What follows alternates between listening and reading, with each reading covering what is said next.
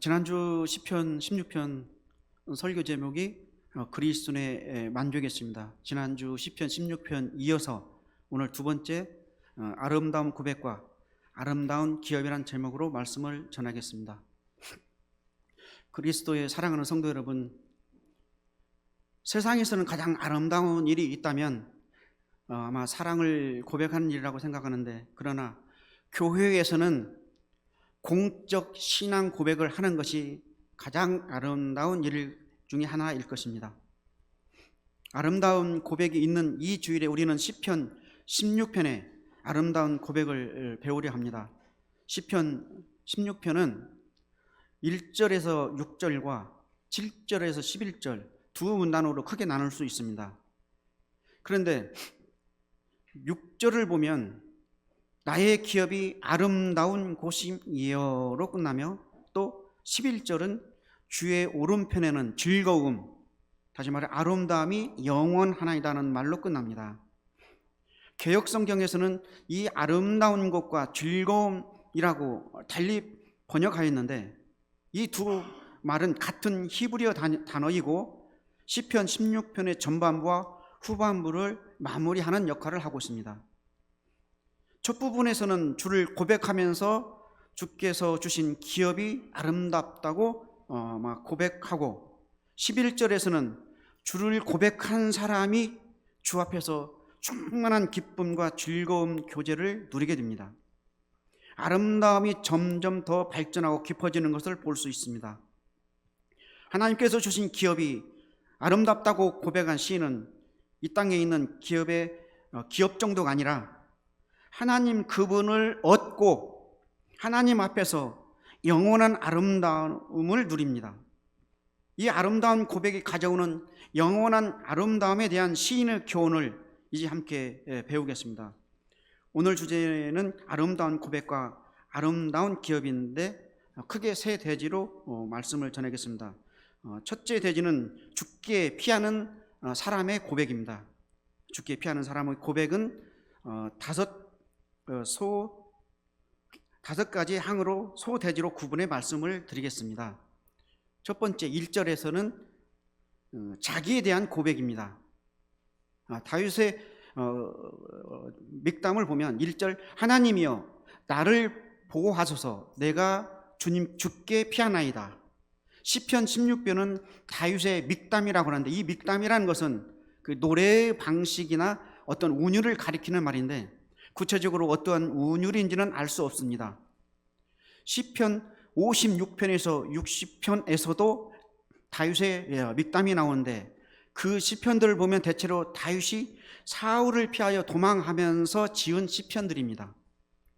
믹담이 어떠한 곡조인지는 알 수 없지만 사울의 집요한 추적을 피해 하나님께 간절히 호소하면서 지은 것이기 때문에 간절함과 절박함과 장중함이 잘 표현된 곡조이지 않을까 생각합니다.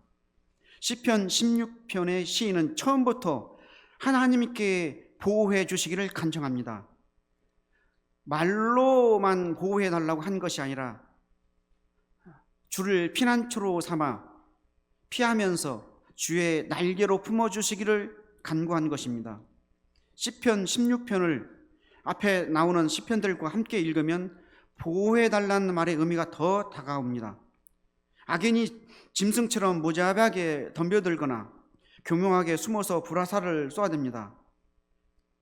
그런데 이에 앞서서 시편 9편에서 13편에서는 이러한 세상에서 신자는 주여 어느 때까지일까 하면서 하나님께 호소합니다. 시편 14편에서 15편은 하나님이 없다고 말하는 어리석은 자가 지배하는 이 세상을 뒤로하고 하나님의 성산에 올라온 것을 말하고, 이어서 오늘 시편 16편 1절에서 주의 성전에 올라온 시인은 하나님께 지금 보호해달라고 간청합니다. 자기에게 잘못이 없는데 다른 사람이 숨어서 공격하거나 짐승처럼 덤벼들면 사람들은 자기의 힘으로 억울한 문제를 풀거나 인간을 의지하는 방식으로 세상 사람들은 살아갑니다. 그런데 오늘 이 시인은 그렇지 않습니다. 그가 어떠한 이유로 어려움에 빠졌는가는 말하지 않지만 그는 어떠한 경우에도 자기의 힘으로 스스로 보호하거나 변호하려고 하지 않습니다. 하나님께 보호해 주시기를 간구하면서 하나님께 피하였습니다. 절대 자기 힘으로 자기를 지킬 수 없다고 고백하면서 죽게 피한 것입니다. 자기는 무능하고 주의 돌보심이었으면 한시도 살 수 없다고 고백하면서 주님의 구원만을 기다립니다. 시인의 고백이 아름다운 이유가 여기 있는 것입니다. 둘째, 하나님에 대한 고백입니다. 2절, 내가 여호와께 아뢰되 주는 나의 주시오니 주밖에는 나의 복이 없다 하였나이다. 자기의 무능을 고백한 시인은 하나님을 자기 주인으로 고백합니다. 자기는 종으로서 주인이신 하나님께서 주시는 것으로 만족하고 주님만이 이 세상에서 가장 좋은 분, 주인이라고 고백합니다.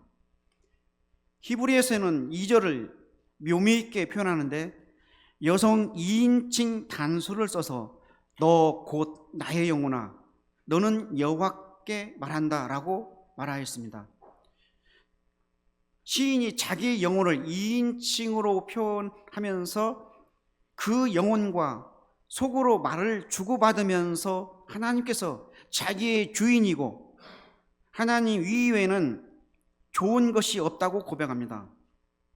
마음 깊은 데에서부터 울려나오는 고백입니다. 시편 4편을 보면 이 세상 사람의 마음을 우리에게 선을 보일 자 누구뇨 곧 우리에게 좋은 것을 줄 자가 누구인가 라는 말로 표시하고 있습니다. 세상 사람이 생각하는 좋은 것은 먹고 마시는 것과 같은 현세적인 것입니다. 어떤 신이 우리에게 좋은 것을 주겠다 하면서 그들은 좋은 것을 준다고 생각하는 신을 찾아 나섭니다. 때로는 여러 신들을 겸해서 섬기기도 합니다. 이스라엘 백성이 여호와와 바알을 겸하여 섬긴 것을 바로 그러한 마음 때문이었습니다.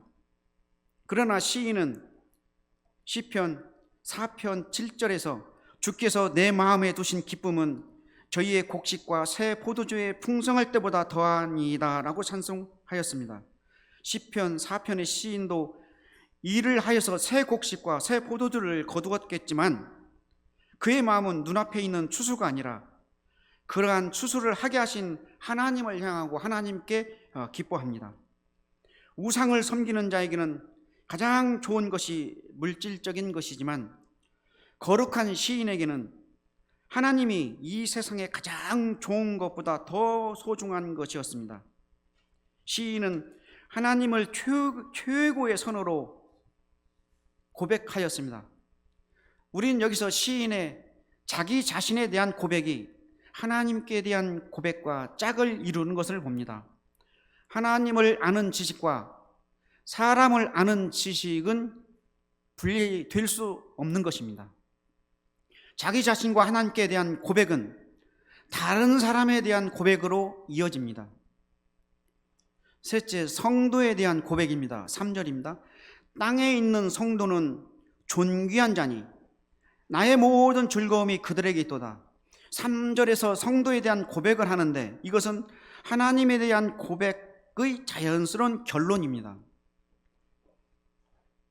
다른 사람도, 다른 성도도 그 사람 지체로만 보는 것이 아니라 하나님과의 관계에서 이해합니다. 하나님께 함께 예배를 드리는 성도들이 귀하다고 고백합니다. 부자가 하늘나라에 들어가는 것은 낙타가 바늘귀로 들어가는 것보다 더 어렵다는 주의 말씀은 진리입니다. 예나 지금이나 그렇습니다. 버릴 것이 많은 사람이 교회에 들어오기란 매우 어렵습니다. 교회 안에는 부자나 학식 있는 자도 있지만 현상적으로 보면 교회 안에는 가난한 사람이 더 많습니다. 시편을 보면 성도들이 대체로 가난하고 궁핍한 사람들로 묘사되어 있는데 이것은 문자적으로도 사실입니다. 그런데 시인은 그러한 자들이 자기에게 존귀한 자들이라고 고백합니다. 그들이 귀족이고 보배로운 존재와 같다고 말합니다. 이쪽으로 보면 그렇게 말할 수 없지만 하나님께 대하여 바르게 고백한 사람은 함께 예배를 드리는 다른 성도에 대해서도 존귀한 자로 여긴다는 것입니다. 세상 사람들이 살아가는 것을 보면 다른 사람과의 관계에서 자기를 확인하려고 하고, 그래서 다른 사람이 갖고 있는 것을 자기도 소유하려고 합니다.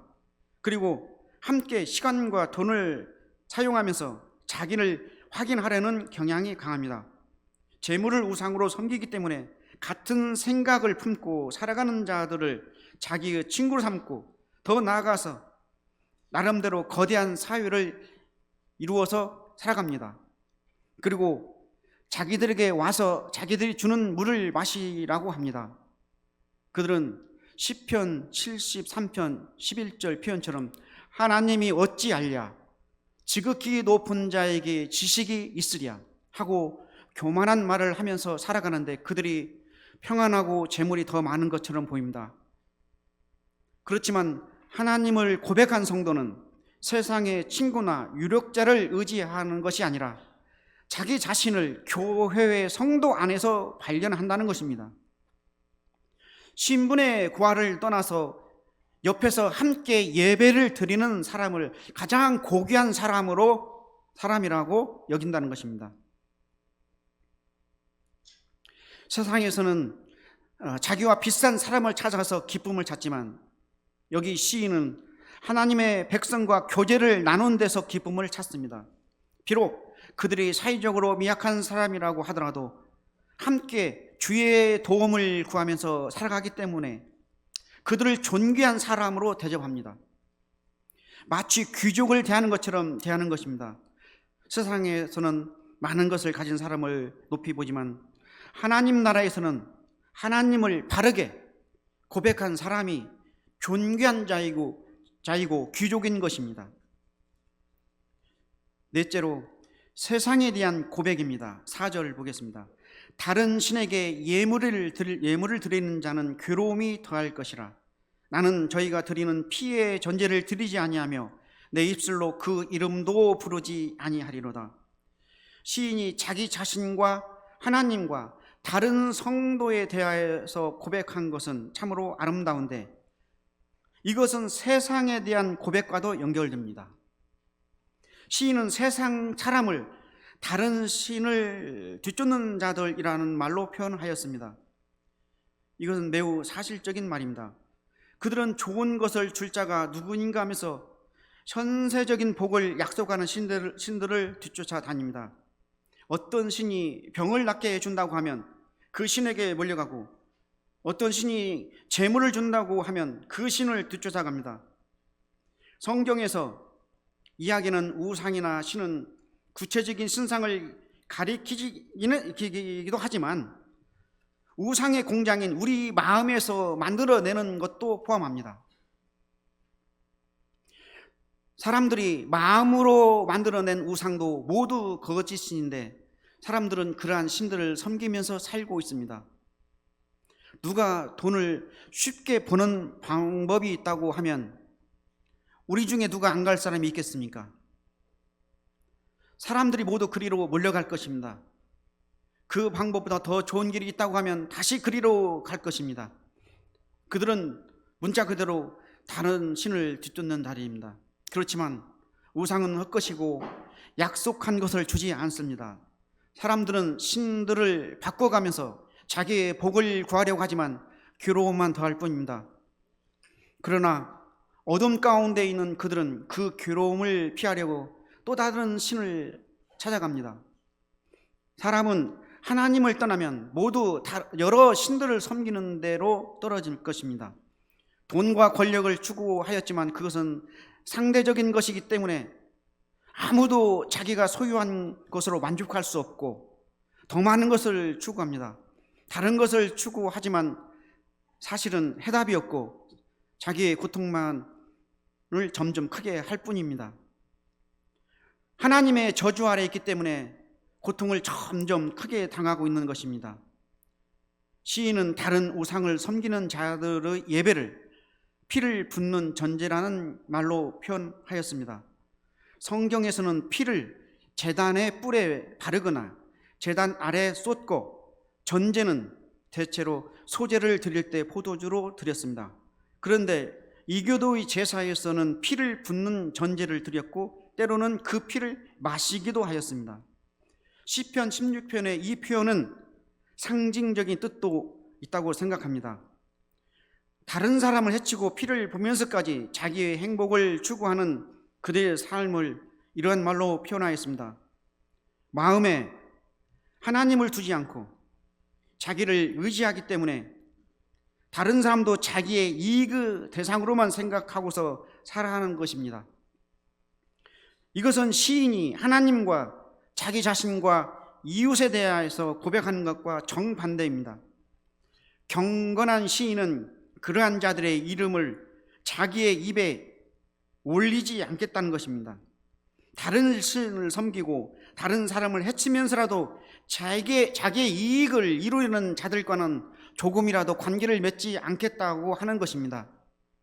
하나님과 자기와 성도에 대하여서 다른 고백을 한 시인의 관점에서 보면 그들은 피를 흘리는 자들이지만 이 세상의 관점에서 보자면 그들은 사회적인 존경을 받고 높은 지위에 있는 사람들일 가능성이 높습니다. 다른 사람들을 조직하여서 자기가 섬기는 신으로 이끌고 갈 수 있는 자들이기도 하고 이 세상에서는 부와 권력을 잡고 있는 자들이기도 합니다. 그러나 시인은 우상 숭배자들이 이 세상에 속한 좋은 것을 가졌을지라도 그것을 조금도 부러워하거나 거기에 조금이라도 마음을 주지 않겠다고 오늘 고백합니다. 그 이유는 뭘까요? 바로 하나님을 가장 좋은 분으로 고백하기 때문에 세상에 대하여 그렇게 분명한 태도를 취하는 것입니다. 다섯째로 주의 기업에 대한 고백입니다. 5절 여호와는 나의 산업과 나의 자네의 소득이시니 나의 분깃을 지키시나이다. 내게 줄로 재어준 구역은 아름다운 곳이며 나의 기업은 실로 아름답도다. 오늘 첫 번째가 자기에 대한 고백, 두 번째 하나님에 대한 고백, 세 번째 성도에 대한 고백, 네 번째 세상에 대한 고백, 오늘 다섯 번째 주의 기업에 대한 고백입니다.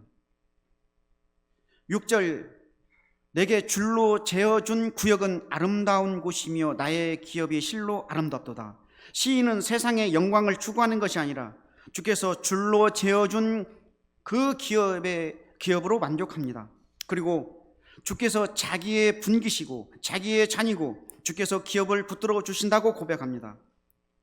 제비를 뽑아서 받은 자기의 기업이 반드시 좋은 곳에 있다고 말할 수 없습니다. 그것은 물을 댈 수도 없는 천수답일 수도 있습니다. 그러나 참 이스라엘 백성은 자기의 밭이 아름다운 기업이라고 고백합니다. 기업을 붙들어 주시는 하나님께서 이른 비와 늦은 비를 주실 것이라고 확신하고 자기의 기업이 아름다운 것이라고 고백하는 것입니다. 여기에서 시인이 하나님을 자기의 기업이라고 고백하는데 이것은 이스라엘에서 기업을 받지 못한 레위인과 제사장이 하는 고백입니다. 하나님께서 레위인과 제사장에게는 기업을 주시지 않고 하나님께서 친히 그들의 기업이 되고 삶의 터전이 되시겠다고 하셨습니다. 민수기 18장 20절에서 여호와께서 또 아론에게 이르시되 너는 이스라엘 자손의 땅에 기업도 없겠고 그들 중에 아무 분깃도 없을 것이나 나는 이스라엘 자손 중에 네 분깃이요 네 기업이니라. 시인이 자기의 기업을 바라보면서 아름답다고 고백하고 여호와께서 자기의 기업이라고 고백하는 것은 제사장 나라의 백성다운 고백입니다. 하나님께서 이스라엘을 제사장 나라로 세우셨기 때문에 참 이스라엘 백성인 이 시인은 여호와를 자기의 기업이라고 고백하고 그 기업이 아름답다고 오늘 말하고 있습니다. 참으로 아름다운 고백입니다. 이 아름다운 고백이 시편 16편 후반부에서는 더 발전합니다. 더 직접적으로 하나님을 고백하고 하나님 앞에서 영원한 기쁨과 아름다움을 누리는 것을 볼 수 있습니다. 큰돼지 두 번째 죽음을 넘어선 고백과 찬송입니다. 7절 나를 훈계하신 여호와를 송축할지라 밤마다 내 양심이 나를 교훈하도다. 하나님을 자기 기업과 생명으로 고백한 시인은 하나님께 찬송을 드립니다. 하나님께서 말씀을 가르쳐 주신 것을 기뻐하면서 찬송합니다. 그의 찬송은 입술로만 하는 것이 아니라 양심으로, 심장으로 깨닫고 마음을 기울여서 하는 것입니다. 오늘 2절에서도 그의 영혼에게 너 영혼은 하나님께, 주님은 나의 주인, 주님밖에는 나에게 좋은 것이 없다고 고백했는데, 여기에서도 양심이 하나님의 말씀을 깨닫고 그것을 시인에게 깨우쳐 줍니다. 하나님의 말씀을 주야로 묵상하고 읊조리는 복된 사람의 모습을 여기에서 볼 수 있습니다. 자기의 양심, 심장이 교훈하도다고 하였는데, 이 말은 훈계와 권징을 통하여서 깨우쳐 준다는 뜻도 담겨 있습니다. 교훈하도다는 말에 권징의 뜻을 담아서 읽으면 밤이라는 표현과 잘 어울리게 됩니다. 오늘 시인이 어떤 잘못을 하여서 밤과 같은 상황에 처하게 되었지만 그는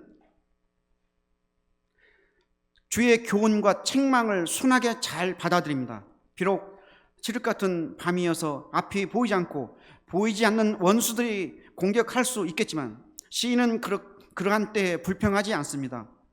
주의 교훈과 징계를 순하게 받아들이면서 주님을 찬송하며 나아갑니다. 사망의 음침한 골짜기를 지나가는 것과 같지만 주님께서 자기와 함께 하심을 깨닫고서 주님을 찬송하는 것입니다. 8절 내가 여호와를 항상 내 앞에 보시며 그가 내 우편에 계심으로 내가 흔들리지 아니하리로다. 주의 말씀을 받고 그 말씀을 찬송하면서 살아가는 시인은 항상 주님을 자기 앞에 모시고 살아가는 사람입니다. 주께서는 그러한 사람의 오른편에서 그를 붙들어 주십니다. 따라서 시인은 확신을 갖고서 흔들리지 않습니다라고 고백합니다. 평온할 때 흔들리지 아니하리로다 라고 말하는 것이 아니라 사방은 캄캄한 밤이고 흔들릴 만한 상황이지만 주께서 오른편에 계시기 때문에 요동하지 않는다는 것입니다. 8절에 흔들리지 않는다는 말을 음부에 버리지 않고 구렁에 버리지 않는다는 10절과 함께 읽으면 더 분명합니다.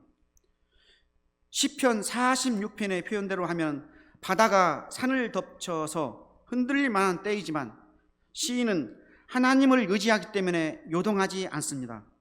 앞에서 말씀드린 대로 시편 16편은 악인들의 공격을 호소한 시편들과 나란히 합니다. 시편 9편부터 악인들의 공격에서 구원해 주시기를 계속 시편 저자는 호소했는데 시편 16편에서도 그 가운데 하나입니다. 시편 17편에서 여전히 악인이 권세를 잡고 있습니다. 원수들이 생명을 공격하고 뒤흔드는 때인데 시인은 주님의 도우심을 간절히 호소합니다. 그는 눈앞에 있는 어려움만 보는 것이 아니라 주님께 피하였습니다. 1절은 주께 피하면서 호소한 말로 시작하는데 이제 자기 오른편에 계신 주님을 뵙습니다. 그리고 주님께서 자기 오른편에 계시기 때문에 요동하지 않는다고 고백합니다. 9절 이러므로 내 마음이 기쁘고 내 영도 즐거워하며 내 육체도 안전히 거하리니 이는 내 영혼을 음부에 버리지 아니하시며 주의 거룩한 자로 멸망시키지 않으실 것임이니이다. 하나님의 말씀을 순하게 받은 시인은 자기 마음도 기쁘고 자기의 영도 즐거워하고 자기의 육체도 안전할 것이라고 확신합니다. 여기에서 마음, 영, 육체, 영혼은 모두 주의 신실한 자를 표현하는 말입니다. 사람의 일부이지만 사람의 전체를 표현하는 방식인데 여러 단어를 사용해서 주께서 자기를 온전히 보호해 주실 것을 확신하였습니다. 사람의 마음이 위축되면 육체도 영향을 받는데 시인은 자기의 모든 부분이 즐거워하고 기뻐한다고 고백합니다. 그 근거는 주께서 자기의 신실한 자를 음부나 구렁에 던지지 않을 것이기 때문입니다. 주의 신실한 자가 개역 성경에서는 주의 거룩한 자라고 번역되었는데 히브리어는 하시드이고 헤세드라는 말에서 나왔습니다. 주의 거룩한 자라고 하면 갑자기 제3의 인물을 가리키는 것으로 이해하기 쉬운데, 여기에서 이야기하는 주의 신실한 자는 캄캄한 밤에 생명의 요동을 느끼는 순간에도 다른 신이나 사람을 의지하지 않고 주님만을 의지하는 사람을 가리킵니다. 시인은 자기의 마음과 영과 육체와 영혼을 이야기한 다음에 결론적으로 자기를 주의 신실한 자로 표현하고 있습니다. 자기를 자기와의 관계하여서 고백하는 것이 아니라 주님과의 언약과의 관계에서 발견하고 그렇게 고백하는 것입니다.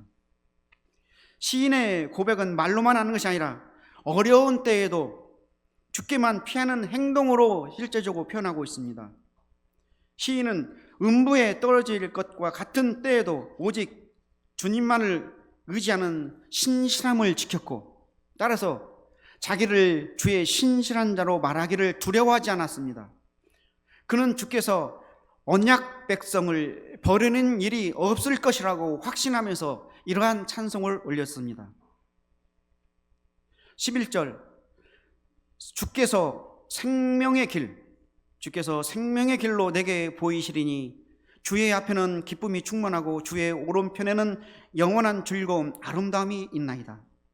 시인은 하나님께서 음부와 구렁에서 건져 주실 것이라고 소극적으로 고백하는 것에 만족하는 것이 아니었습니다. 그는 적극적으로 생명의 길을 하나님께서 보여주실 것으로 확신하였습니다. 지금 음부와 구렁의 위험이 있지만 하나님께서 거기에서 구원해 주셔서 생명의 길로 인도해 주실 것을 소망하였습니다. 오늘 1절에서 내가 주께 피한다고 하였는데, 그러므로 이제 주 안에서 생명을 얻은 것입니다. 여기서 말하는 생명의 길이 누구입니까? 바로 예수 그리스도를 예표하고 있습니다. 시편 16편의 마지막 부분에 나오는 생명의 길이라는 표현은 시편 17편에 붙여서 읽어도 그 뜻이 더 풍부해집니다. 시편 17편도 어려움 가운데서 하나님께 호소하는 내용인데, 마지막 절은 나의 의로운 중에 주의 얼굴을 부리니 깰 때 주의 형상으로 만족하리이다 라고 고백으로 끝납니다. 눈에 보이는 세상은 악인이 세력을 장악하고 있고 이 세상에서 그냥 죽을 수도 있지만, 시인은 하나님께서 주의 백성을 다시 살리시고 주의 형상으로 만족해 하실 것을 확신하였습니다. 하나님과의 관계는 죽음에서 끝나지 않고 그것을 넘어서는 것이고, 영혼뿐만이 아니라 육체도 그 즐거움에 동참하는 것입니다. 이러한 생명을 시인은 충만한 기쁨과 아름다움이라는 말로 표현하였습니다. 주 앞에서 진정한 기쁨을 누리고 동시에 그 생명과 기쁨을 아름다움이란 말로 요약하였습니다. 그리고 그 아름다움이 영원하다고 오늘 노래하고 있습니다. 시편 16편의 앞부분은 하나님께서 주신 기업이 아름답다고 노래하는 것으로 끝났는데, 마지막도 하나님 앞에서 누리는 생명이 영원히 아름답다고 찬송하는 것으로 끝납니다. 시인이 땅에 있는 자기의 기업이 아름답다고 고백한 이유는 그 땅 자체가 기름진 곳에 있기 때문이 아니라 하나님을 기업으로 삼았기 때문이었습니다. 하나님을 자기의 기업이라고 아름답게 고백한 이 성도는 바로 하나님을 얻습니다. 그리고 그분 앞에서 영원한 아름다움으로 만족하면서 살게 될 것입니다.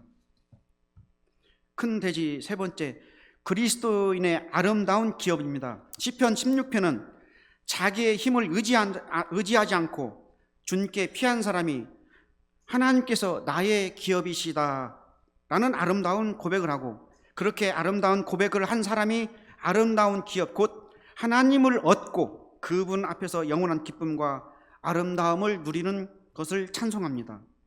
사망과 음부가 위협하는 어두운 시기에 요동하지 않고 주님을 믿고 나아간 성도가 부르는 승리의 찬송인 것입니다.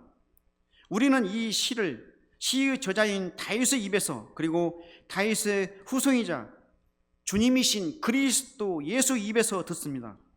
그리고 주님께서 배워서 우리도 시편 16편을 우리의 시편으로 부를 수 있습니다. 다윗의 일생을 놓고 보자면 다윗은 주의 신실한 자로서 주를 기업으로 고백하고 영원한 나라를 얻은 성도 중 하나입니다. 그렇지만 그에게도 부족함이 있었습니다. 사울이 집요하게 추적했을 때 그것을 피하려고 모압 지역으로 갔다가 선지자의 말을 듣고 다시 이스라엘 땅으로 돌아가기도 하였습니다. 그는 대체로 주께서 주신 자기의 기업에 만족하면서 살았지만 이웃의 아내를 탐내기도 하고 자기의 지위를 이용해서 죄를 범하기도 하였습니다. 그의 속마음이 그의 죄를 지적하였고 아들 압살롬을 피하여 도망하면서 시편 3편을 짓기도 하고 시편 51편과 같은 참여의 시편을 지어서 부르기도 하였습니다. 다윗은 왕과 선지자로서 앞으로 오실 그리스도를 가리켰는데 그의 부족함을 통하여서도 온전한 왕을 가리켰습니다. 구약성경 사무엘 하에서는 다윗의 일생을 아라우나의 밭에서 제사를 드린 것으로 요약합니다. 그가 군대 모병을 하려고 인구 조사를 하다가 하나님으로부터 큰 징계를 받았는데 그가 아라우나의 밭에서 제사를 드리자 하나님의 징계가 끝났습니다. 우리가 잘 아는 대로 그 밭에 솔로몬의 성전을 지었습니다. 다윗은 장차 오실 그리스도를 가리키면서 하나님을 섬기고 살아간 주의 종이었습니다. 다윗은 시편 16편과 같은 시로 자기의 어려움을 주님께 호소하기도 하였지만 그 시편으로 온전한 의미에서 주의 신실한 자 곧 그리스도를 가리켰습니다.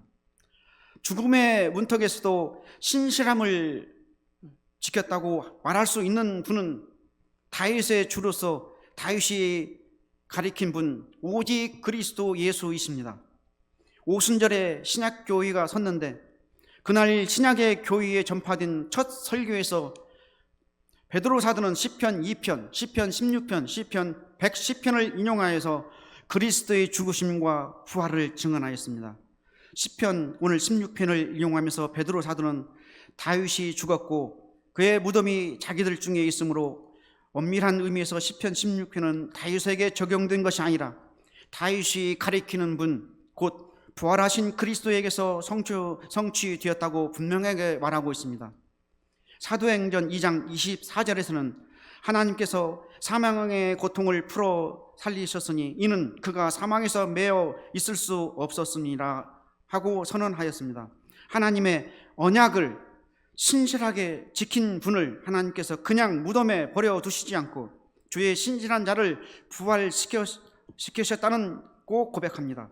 이것이 하나님께서 보여주신 생명의 길이고 사도들은 그 길을 힘써 지금도 증언하고 있습니다. 하나님께서 주의 언약을 신실하게 지킨 자에게 생명의 길을 보여주신다고 하였고 그것이 그리스도의 부활에서 문자적으로 성취된 것을 보았습니다. 그런데 생명의 길에 대한 말씀은 그리스도의 십자가에서 멈춘 것이 아닙니다. 사도들은 생명의 길을 힘써 전파했습니다. 사도들이 예수를 들어 죽은 자 가운데서 부활하는 도를 전하였습니다.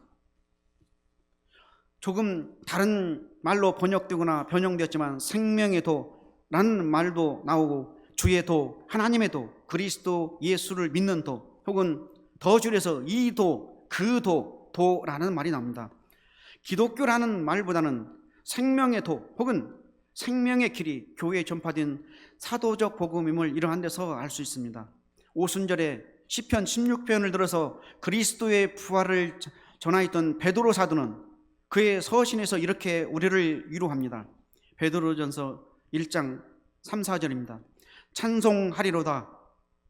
우리 주 예수 그리스도의 아버지 하나님이 그 많으신 긍휼대로 예수 그리스도의 죽은 자 가운데서 부활하심으로 말미암아 우리를 거듭나게 하사 산 소망이 있게 하시며 썩지 않고 더럽지 않고 쇠하지 아니하는 기업을 있게 하시나니 곧 너희를 위하여 하늘에 간직하신 것이라. 그리스도께서 부활하심으로 우리를 거듭나게 하셨을 뿐 아니라 썩지 않고 더럽지 않고 쇠하지 아니하는 기업을 주셨다고 합니다. 이 세상은 그 영광과 함께 모두 불타서 없어질 것이지만 우리를 위하여 하늘에 간직해 두신 그 기업은 영원하십니다. 따라서 우리는 그리스도의 부활의 관점에서 시편 16편을 다시 읽습니다. 그리고 주님께서 가르쳐 주신 이 시편의 말로 우리도 아름다운 고백을 합니다.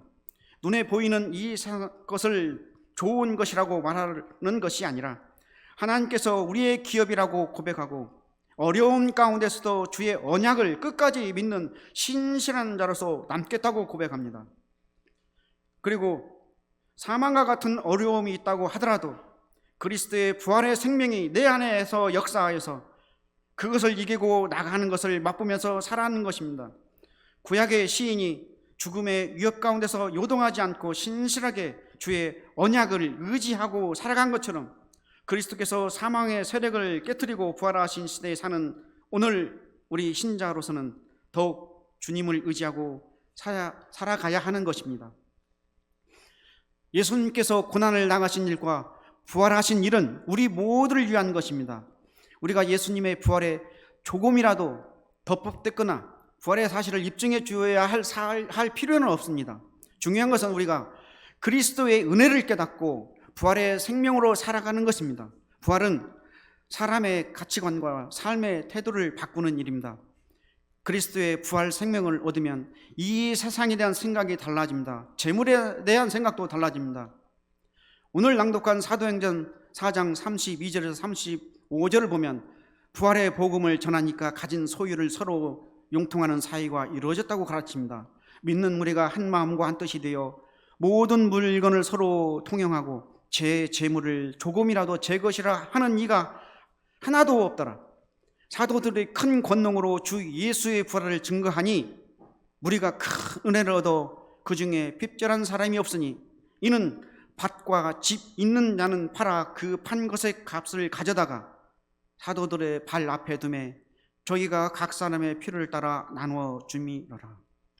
32절과 34절에서는 예루살렘 교회의 성도들이 모든 물건을 통용하는 아름다운 사이를 이루었다고 하는데 그 근거로 33절에서는 부활의 복음을 말합니다.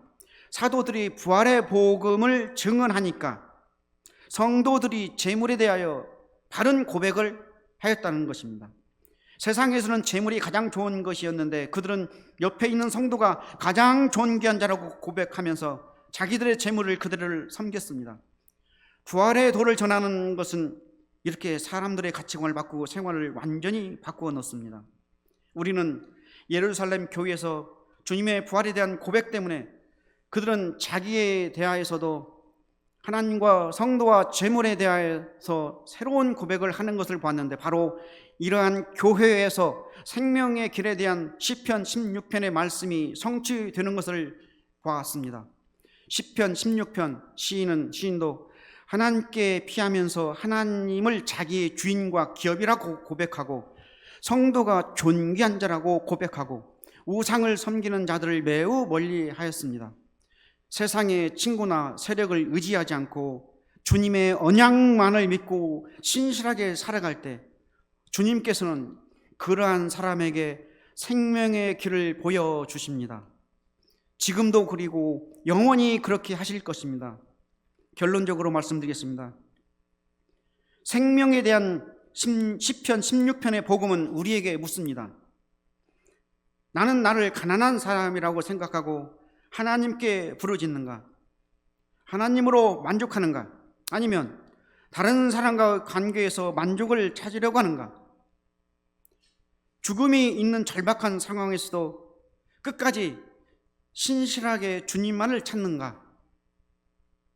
주님께서는 인생의 여러 국면을 지나면서 살아가는 우리에게 이러한 시편을 주셨고 그리스도의 부활로 이 시편의 뜻을 충만히 드러내셨습니다. 그리고 우리에게 주님께 피하면서 하나님과 자기 자신과 성도와 재물과 세상에 대하여서도 바른 고백을 하면서 살라고 요구하십니다.